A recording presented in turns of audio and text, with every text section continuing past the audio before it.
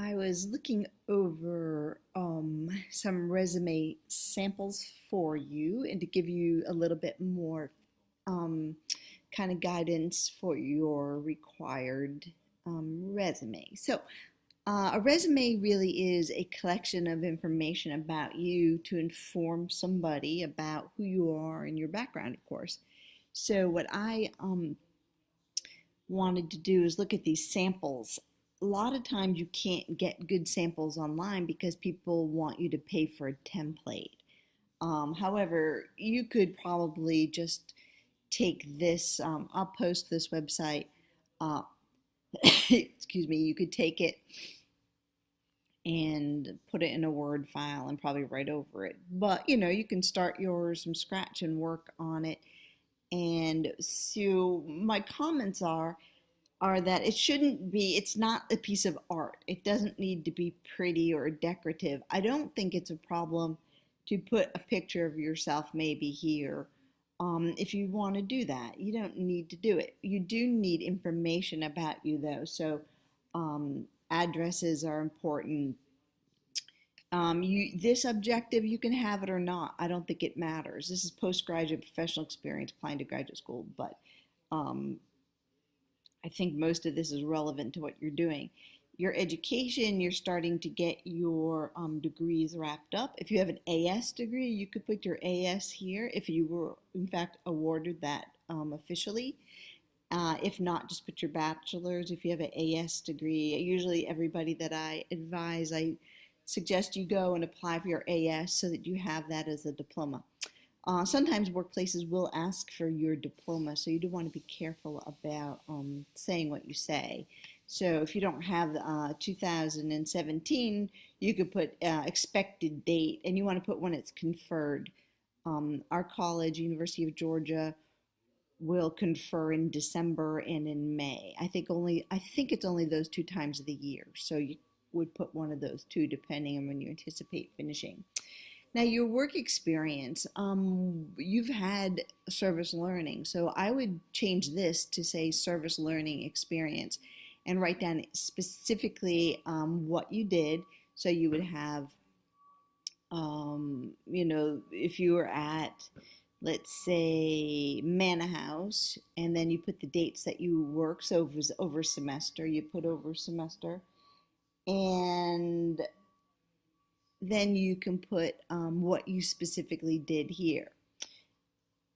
That's why, having done service in classes is going to start to really fortify your resumes as you start to get ready to leave and get work.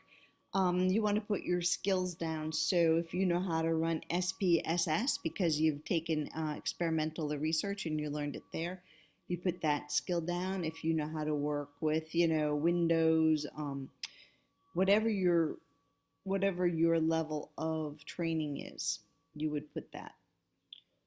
Okay, it looks like there's some information here. All right.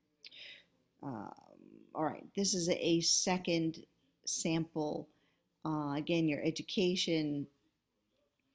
I was trying to get us to do a kind of a capstone finishing act so you could put down what your capstone project was, but we won't worry about that right now. Professional experience.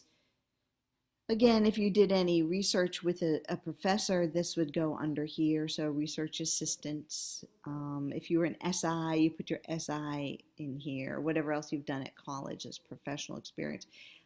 If you were the president of a club, so if you're president of psychology club or treasurer, you would put that in here also. All right. Some of you will have some papers that you've done. You will have presented at SEPA, and you're going to use APA style and put the list of your papers here. Activities, whatever you've done here on campus to sort of enrich your experience and take advantage of, activities. If you've been part of the student government in any way, you would write that in here. Now, this is another sample, mind you. This is not one resume. This is sort of a restart. So depending what you're looking for, if you specifically know what the job wants you to do, you can put a section with qualifications. These are mostly, again, just stylized. I'm just scrolling through to see if there's anything new. You don't want to put flowers, clip art. If you want to put a picture of yourself, you can do that. My CV is very, very boring and looks like this. This is almost the exact format I use.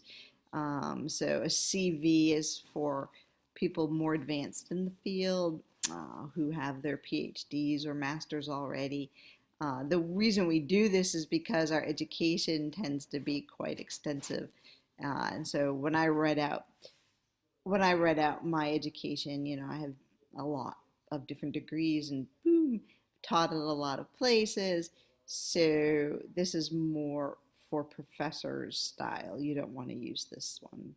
You don't want to do anything that's a CV. You want to keep it up here in the resume look to it. Okay, well, actually, this says CV, so I don't want to confuse you. Um, yeah, student stressing qualifications and research. You read through. You don't want to try to mimic the CV. I would say you want to do sort of something rather conventional for your first one to submit to me. All right, I hope that helps. I enjoyed talking about it. Take good care. I look forward to learning more about you through your resume.